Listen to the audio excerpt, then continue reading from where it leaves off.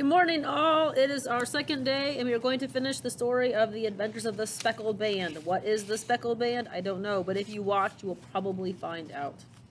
If you remember from last time, there's this lady who came in, and she said her sister had been killed somehow, and she's living with her, like, crazy, evil stepfather, and she thinks she's gonna get killed too. And then he walked in, and he, like, took this iron poker and, like, bent it to show, like, how strong he was, and Sherlock Holmes wasn't phased at all, and then he bent it back after he left. And so now Sherlock Holmes and Dr. Watson are going to go to the house where they live, well, the manor, the big fancy house. This is London, and find out what is going on. So, if you are ready, let's start. Let's see. He seems to be a very friendly person, said Holmes with a laugh. I'm not as big as he, but if he stayed, I might have shown him that my strength could match his. And before Watson's amazed stare, Sherlock Holmes picked up the steel poker and straightened it out again. How dare he degrade me by calling me part of Scotland Yard, which is the detective agency in Scotland. They're supposed to be really good, but Sherlock Holmes thinks he's super smart. Well, he is supposed to be super smart. But I only hope that he will not punish Helen Stoner for having come here. And now, Watson, as soon as we have had our breakfast, I have some business to attend to at the Hall of Official Records. It was nearly 1 o'clock when Sherlock Holmes returned from his errand. Watson saw in his hand a sheet of blue paper, scrawled over with notes and figures. Holmes explained, I have seen the will of Dr. Roylott's late wife, and to determine the current value of her inheritance. I had to figure out the present worth of her investments. The yearly income to her family is about £750. Each daughter was to receive £250 upon yearly upon her marriage. If that happened, the doctor would not have had much to live on, said Watson. So I don't know, pounds and dollars are roughly about the same. That there's a little bit of a slight change in currency when you have to move between, but it's about the same. So I know $250 back in 1880 something would have been a lot of money now. I know 250 doesn't sound like a lot now, but you have to remember that the price has increased a lot. Like, a penny back then would have been a lot now, a lot of money. Correct, said Holmes. So through my morning's work, I proved that Dr. Roylott had very strong motives for preventing Julia's marriage, as well as Helen's now. And so, Watson, since the old man knows we are looking into his affairs, we dare not delay. I shall call a cab, and we shall be off to Waterloo Station, the train station. Oh, and please do bring your revolver with you, Watson. It's always an excellent argument when one is up against a man who can twist steel pokers with his bare hands. The train ride from Waterloo Station to the village of Leatherhead was followed by one in a rented carriage through the blooming countryside, pleasantly scented by spring. After a 4 or 5 mile ride in silence, Holmes tapped Watson on the shoulder and pointed over a meadow. There, on a gentle slope jutting out over a thick grove of trees, were the gray gables, or like the gables are the tops of the houses. The gray gables of an old mansion. Is that Stoke Moran? Holmes asked the driver. The house where the repair work is going on? Yes, sir. The house of Dr. Grimsby Roylott, said the driver, but I'd suggest you find it shorter going over this stile and following the footpath through the fields. The path is there, where the young lady is waiting. Holmes shaded his eyes from the sun and looked where the driver was pointing. Helen Stoner was waiting there to meet them. Holmes and Watson got off, and the carriage rattled back towards Leatherhead. It's just as well that the driver thinks we're here on some repair business for the house, said Holmes. We don't need him gossiping. There's a picture of them getting off the carriage, and there's the gables of the mansion, and then there's Helen Stoner, and Holmes and Watson. You can always tell Holmes because he's got this weird, like, hunter's cap on. Okay. Let's see. Helen Stoner hurried forward to greet the two men, her face revealing her joy. I've been waiting so eagerly for you, she cried. Everything has worked out perfectly. Dr. Roylott has gone to town and won't be back before evening. We have already met the doctor, said Holmes, and he went on to tell Helen Stoner about her stepfather's visit that morning. The woman turned white. Good heavens, she cried. He followed me? That man is so cunning, I never know when I'm safe from him. Dr. Roylott is one up to be on guard, said Holmes, for he shall soon find that someone more cunning or more sneaky and smart than himself is on his trail. But all you need to do, Miss Stoner, is lock yourself in your room tonight. If he gets violent, we shall take you to safety at your aunt's house. Now, we mustn't waste any time, so please take us to the house so we may examine the rooms. Let's see. A big moss-covered stone building had a high central portion and two curving wings. The left wing was in ruins, fallen apart, with the windows broken and boarded up. The central portion was a little bit better condition, and the right wing was fairly modern, with blinds in the windows, modern for 1880. Blinds in the windows and smoke curling up the chimneys.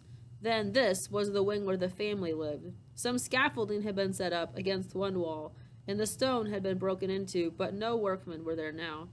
Holmes walked up and down the neglected lawn and carefully examined the outside of the windows.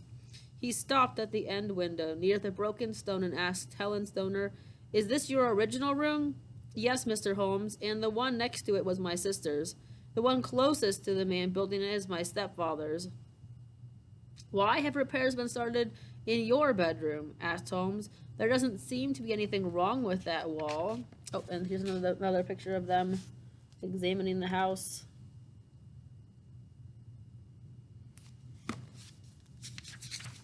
"There isn't," answered Miss Stoner.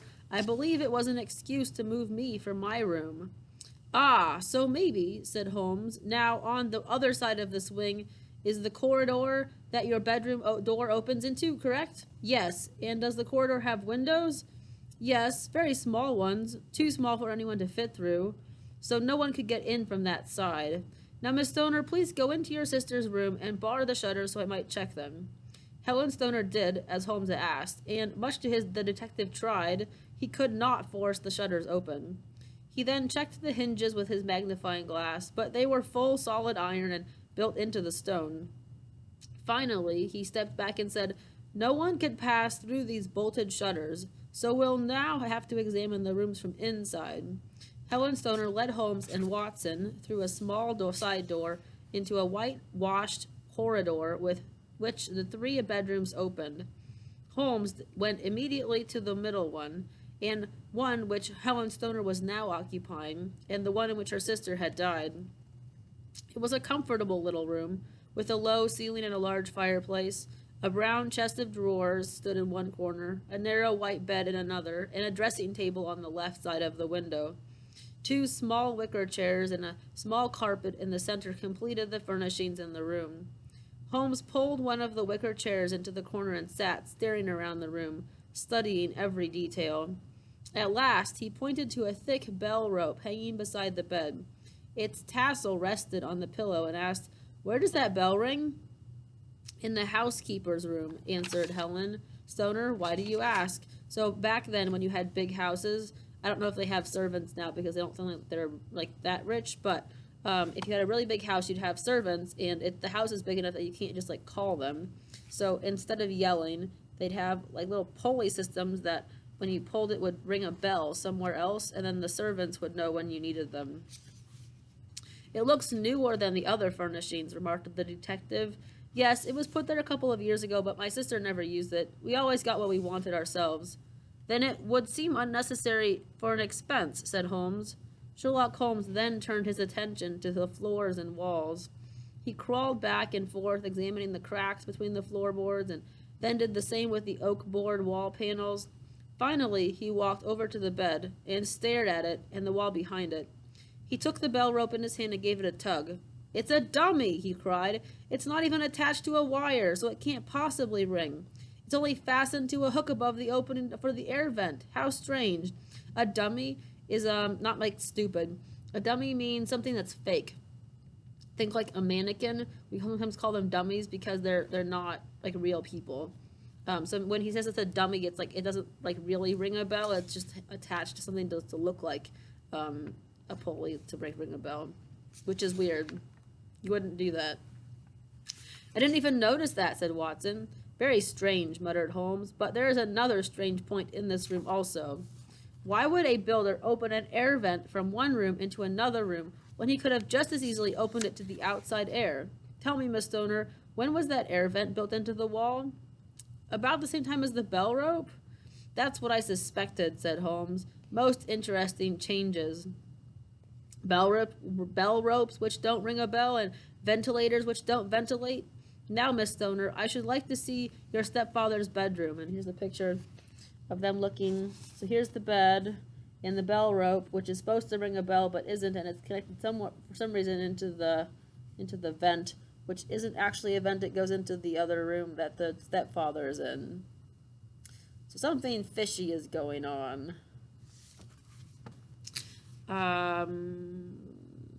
Let's see. Dr. Grimsby Roylott's bedroom was larger than his stepdaughter's, but as simply furnished.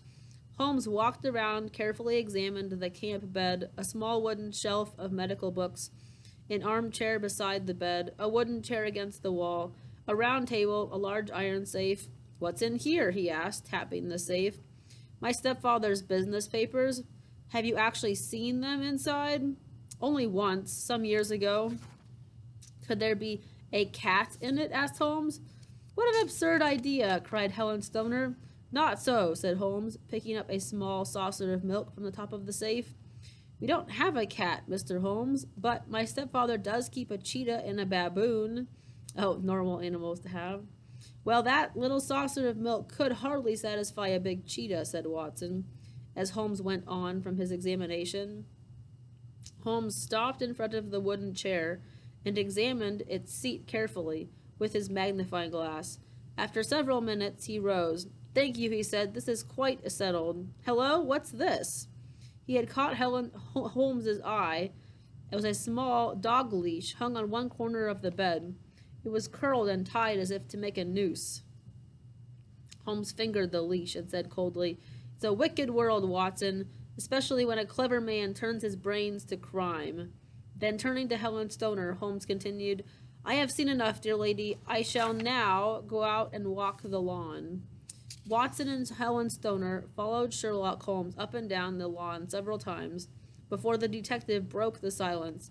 Miss Stoner, you must do exactly as I tell you, for your life may depend on it. I shall do whatever you tell me, Mr. Holmes. Then listen carefully. Your bedroom window faces the road to the village inn on the other side. Watson and I will be at the inn tonight. When your stepfather goes to bed, open your shutters and put your lamp in the window as a signal to us. Then you are to go into your old room and stay there for the night. Watson and I will then leave the inn and enter your room, where we shall spend the night and find out what is causing the strange noises. Helen Stoner smiled. Why, Mr. Holmes, I believe you already know. Perhaps I do, said Holmes with a smile, but he doesn't like to tell anybody anything before it happens. But we must leave now, for if Dr. Roylott returned and found us here, it would all be lost. Holmes and Watson rented a front room on the upper floor of the Crown Inn. From there, the windows, they had a clear view of the bedroom wing of Stoke Moran Manor House. Finally, at dusk, they saw Dr. Grimsby Roylott drive through the gate and enter the house. As Holmes and Watson sat together in the darkness, Holmes said, I have some doubts about taking you with me tonight, Watson. There is great danger. If you think I can be of help, then I shall certainly go along, answered Watson. But what did you see in those rooms that makes you believe there will be danger? I saw nothing unusual, except the bell rope and the ventilator, said Holmes. But I knew we'd find a vent before we followed Helen Stoner to Stoke Moran. Holmes, how could you know? My dear Watson, do you remember when Miss Stoner was telling us her story this morning? She said her sister smelled Dr. Roylott's Indian cigars. So, of course, I deducted that there had to be an opening between the two rooms. It had to be a small one, or else the police would have noticed it. They didn't notice it. It seems big enough in the picture. But there's anything suspicious about that? Only the curious coincidence that a vent is built, a bell cord is hung, and a lady who sleeps beneath them dies. I cannot see any connection, muttered Watson dejectedly. Did you notice anything strange about the bed? Asked Holmes. Why, no. It was clamped to the floor, so it could not be moved. It would always have to be directly below the vent and the bell cord, or call it the rope, for it was never meant to ring a bell. Holmes, I'm beginning to see what you're hinting at. I pray we are in time to prevent another horrible crime. So that's weird that you would like make a bed like bolted to the floor also like right beneath those two things. Something's going on with that room. I do too, Watson, for when a doctor becomes a criminal, he is the shrewdest kind, for he has both nerve and knowledge. Shrewd is like really smart, but also not in a good way. You're using your smarts for like not like evil purposes. Um, Holmes and Watson sat for several hours smoking their pipes and watching the house. Remember, don't smoke. Back then, I didn't realize.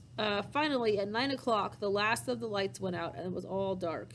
They sat for 2 hours more, and just as their bedroom clock struck 11, Holmes and Watson saw the glow of a single light from the middle bedroom at Stoke Moran. That's our signal, said Holmes, springing to his feet and grabbing his long, thin cane. Moments later, the two men were out on the dark road with the chilling wind blowing in their faces. They had no difficulty entering the grounds of the old mansion, for the wall surrounding it was broken in many places. They made their way through the trees and across the lawn. As they were about to enter the opened window, a hideous, distorted figure, almost like a child, darted out from behind a clump of bushes and ran swiftly across the lawn into the darkness. For a moment, Holmes and Watson were startled. Then Holmes broke out into a low laugh and, putting his lips to Watson's ear, murmured, "That's the doctor's baboon. But he's gone now. We can go in." So strange. The two men slipped off their shoes and proceeded into the bedroom. Holmes quietly closed the shutters, moved the lamp from the window to a table, and looked around. "We must be absolutely silent," Holmes whispered in Watson's ear. "We must sit without a light, or he'll see it through the vent." Watson nodded. "We must not sleep. Have your pistol ready. I'll sit on the bed, and you sit in that chair." Watson sat in the chair Holmes pointed to, and laid his pistol silently on the table. Holmes placed this cane on the bed beside him. Next to it, he placed a box of matches and a stump of a candle. Then he turned down the lamp, and the room went black. Holmes and Watson sat a few feet apart during their dreadful silent vigil. 12 o'clock struck, and 1, and then 2, and then 3, and still the two men sat waiting. Suddenly, a momentary gleam of light appeared at the ventilator, then vanished just as quickly, only to be replaced by a dim glow, as if from a half-darkened lantern. Soon, a strong smell of burning oil and heated metal entered the room. A movement was heard from the next room, and then all was silent again. For half an hour, that silence continued and the smell got stronger. Then another sound came from the doctor's room, a gentle sound, like a steam escaping from a kettle. Upon hearing this, Holmes sprang from the bed, struck a match, and lashed out furiously with his cane at the bell pull. "Do you see it, Watson?" he yelled as he continued lashing. "No, nothing," cried Watson. "The glare of your match blinded me for a moment, but I did hear a low, clear whistle." Holmes stopped striking, and with a deadly pale face, filled with horror, he stood gazing at the vent. Suddenly, a horrible cry broke the silence, a cry that grew louder and louder until it ended a dreadful shriek of pain, fear, and anger. That cry struck Holmes and Watson dead in their tracks until its echo died away. "What does it mean?" gasped Watson. "It means that it's all over," Holmes answered. "Perhaps it's for the best. Take your pistol and we'll enter Dr. Roylott's room." Holmes lit the lamp and led the way down the corridor. He knocked at the doctor's bedroom door and, receiving no answer, he turned the handle and pushed open the door. They stood in the doorway and looked. Here's a picture of the bed and this thing coming out. Maybe it's the belt cord or something else. And then Holmes like whacking at it in the dark. On the table stood a lantern with its shutter half open, throwing its light on the iron safe whose door was open. Beside the table, on the wooden chair, sat Dr. Grimsby Roylott, dressed in a long dressing gown. His bare ankles stuck out beneath it, and his feet were thrust into red, backless Turkish slippers. Across his lap lay the long leash Holmes and Watson had seen earlier, hanging on the bed. The doctor's head was tilted upward, and his eyes were fixed in a dreadful stare at the ceiling. Around his head was wound a peculiar yellow band with brownish speckles. The speckled band," whispered Holmes. Watson took a step forward. In an instant, the strange headband began to move, and from the doctor's hair rose the squat, diamond-shaped head and puff neck of a snake. "Ugh, it's a swamp adder," cried Holmes. Here's a picture of them walking in, and There's the Dr. Roylott and Holmes and Watson, and this probably is the safe, I'm guessing, and there's the snake. Ugh. The deadliest snake in India. Dr. Roylott must have died within 10 seconds after he was bitten. Ah, the criminal has become the victim of the very crime he planned for another. As he spoke, Holmes grabbed the dog leash from the dead man's lap and threw the noose around the snake's neck. As the noose tightened, Holmes was able to pull the snake off the doctor's head and, carrying it at arm's length, threw it into the iron safe. Watson quickly closed the safe door after it. Then, taking a deep sigh of relief, Watson turned to Holmes. "And now, Holmes, would you please fill me in on what I don't already know? How did you manage to solve this case in time to prevent another terrible crime?" "At first, my dear Watson," began Holmes, "I came to a wrong conclusion. I, too, thought that Julia Stoner's dying words about a band referred to the gypsies. But when I examined the mansion, I realized that whatever killed Julia Stoner was now threatening her sister, Helen, could not have come from outside. Then I realized that the bell pull was a dummy, and then I noticed the vent and saw the bed clamped to the floor. I suspected that the rope was used as a bridge to pass something from the doctor's room through the ventilator and onto the bed. The idea of a snake instantly occurred to me, knowing that the doctor had kept creatures from India as pets. The idea of using poison, which would not show up in any chemical test, would occur to a clever and ruthless man, especially one who has medical training in the Far East. And then it would take a sharp-eyed coroner to detect the 2 tiny punctures where the poisoned fangs did their work. But what was the whistle, Holmes? The doctor had to get the snake back to his room, so he probably trained it, by use of the milk, to return at a signal, the whistle. He would put the snake through the vent, and once through it would crawl down the rope and land on the bed. Sooner or later it would attack its victim." "And you came to these conclusions after examining Miss Stoner's room?" asked Watson in amazement. "Yes," said Holmes. "I haven't seen the doctor's bedroom, but when I did, everything was confirmed. When I examined his chair, the one in which he now sits dead, I saw that he had been in the habit of standing on it. He would have had to in order to reach the ventilator. The safe, the saucer of milk, and the noose of the dog leash erased any doubts." "And the metallic clanging Mrs. Stoner heard?" asked Watson. "Her stepfather closing the safe once he had the snake back inside." "And when we waited in the darkness of Miss Stoner's room, what made you suddenly strike the match?"